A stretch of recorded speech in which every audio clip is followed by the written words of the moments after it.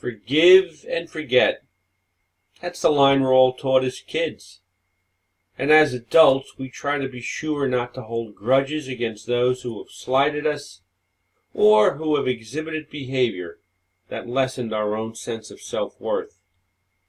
Well, the forgiving part is easy because we forgive for ourselves. And saying I forgive you is easy as well. But unless a person gets amnesia, they'll never forget the past hurts that have been inflicted upon them by their parents, their peers, their siblings, or maybe even employers. We're all only a compilation of what people have said to us and what people have done to us. And those past hurts can wreak havoc on future relationships and can produce in families what I call the haunted house. Now, this house is not the brick and mortar variety, and the residents are not harassed by the likes of some specter in the movie Poltergeist. It's a place where the experiences of the past have created an environment where the members of this family accept abnormal behavior almost as the new normal. And this is where many children are raised. The dysfunction that occurs within the walls of this house is a direct result of the past hurts of the parents of the children that have been inflicted upon them by their parents or other significant others. Remember, people never forget, and if anger and bitterness remain because of past hurts during a person's upbringing, the children will suffer at the hands of a parent who lack the ability to love, discipline, and communicate, and by all measures is a parental bully.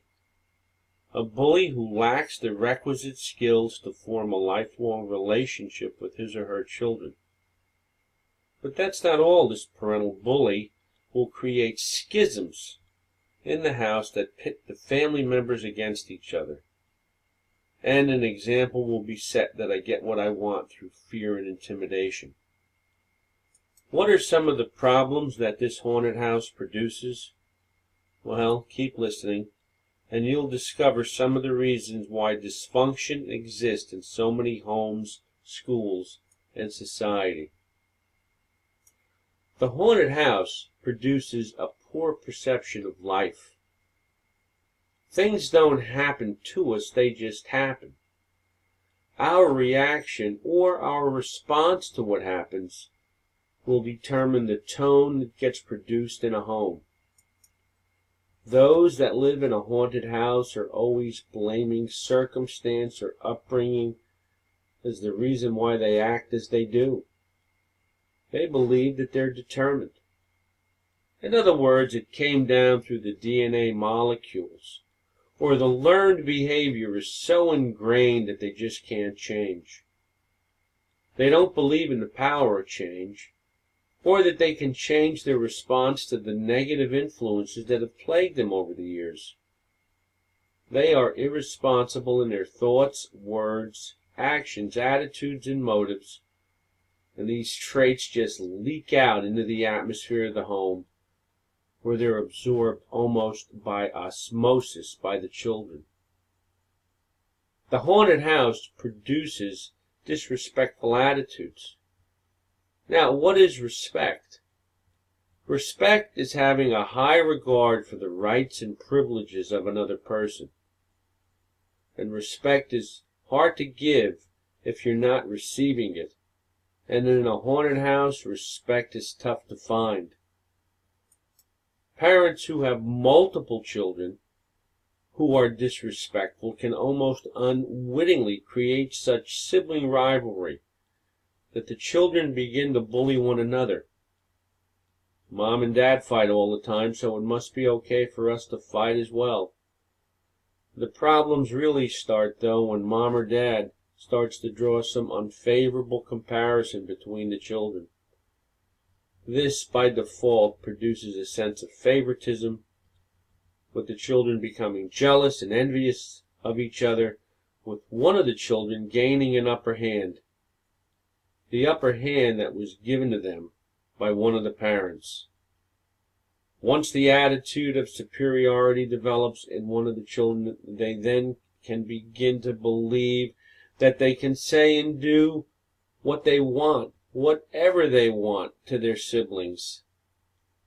This behavior can be so unforgiving that it can produce scars that last a lifetime, and it all started in that dysfunctional haunted house.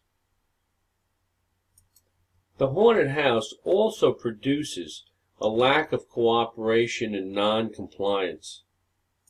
Now, why are kids so disrespectful to one another? Is it a condition or is it learned behavior?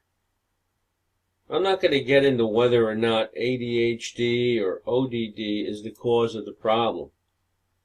All I can say is that 40 years ago, the problem with blatant disrespect were few and far between, possibly because these conditions weren't invented yet. Bullying is a learned behavior, and it's learned intergenerationally. What parents do in moderation, the kids will do in excess. And adult children who have left home in rebellion and have strained relationships with their parents have lost their ability to cooperate with family, school, and employment systems.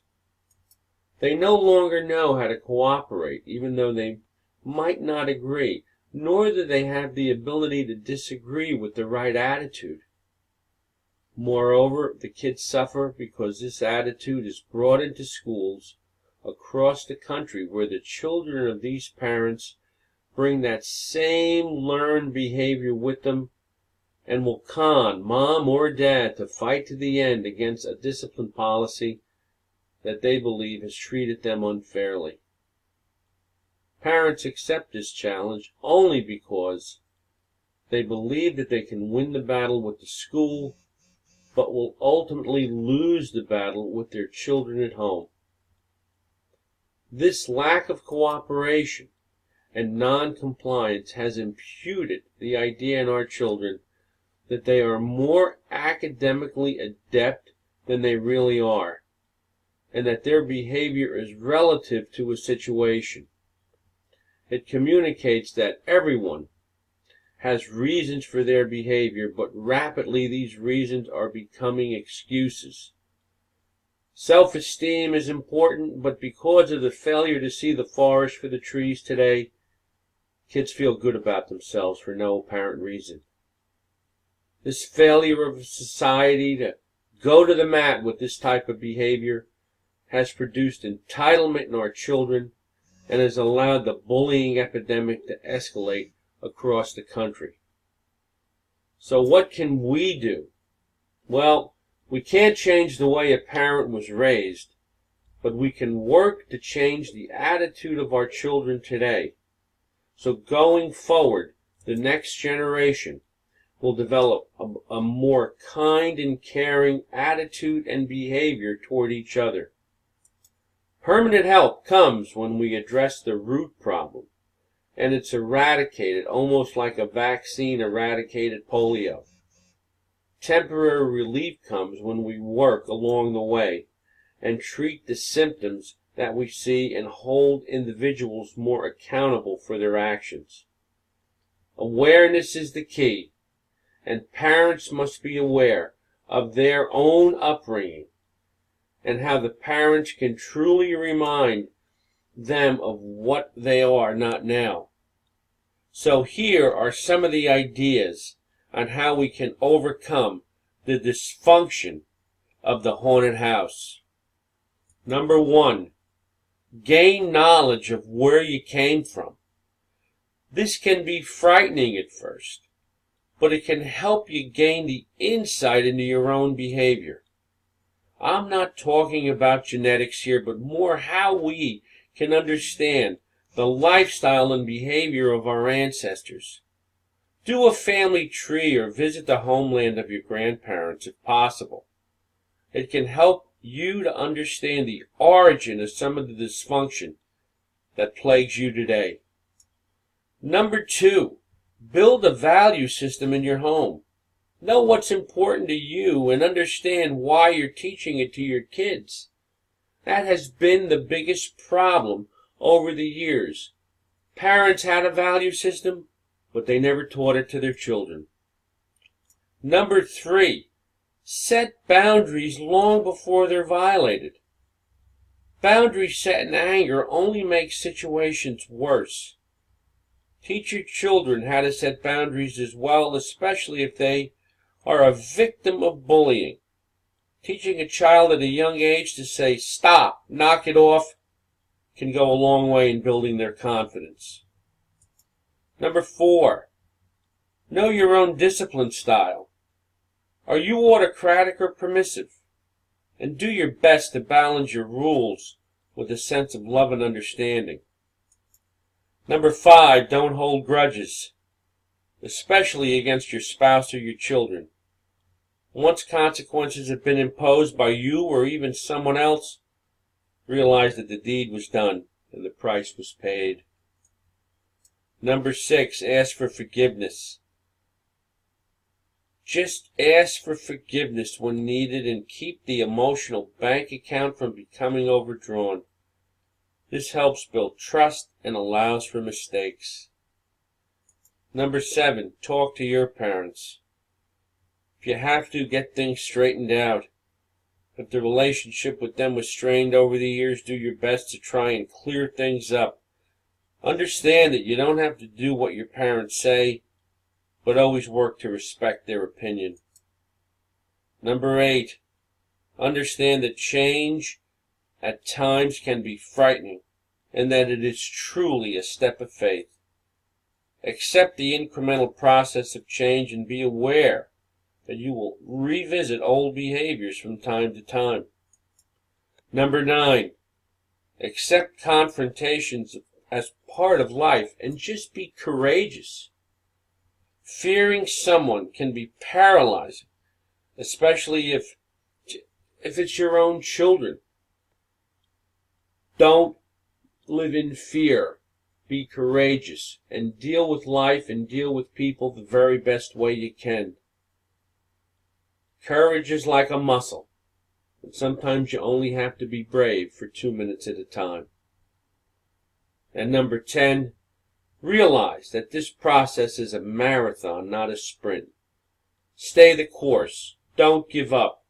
If necessary, seek the help of a mental health professional to gain greater understanding into your own behavior.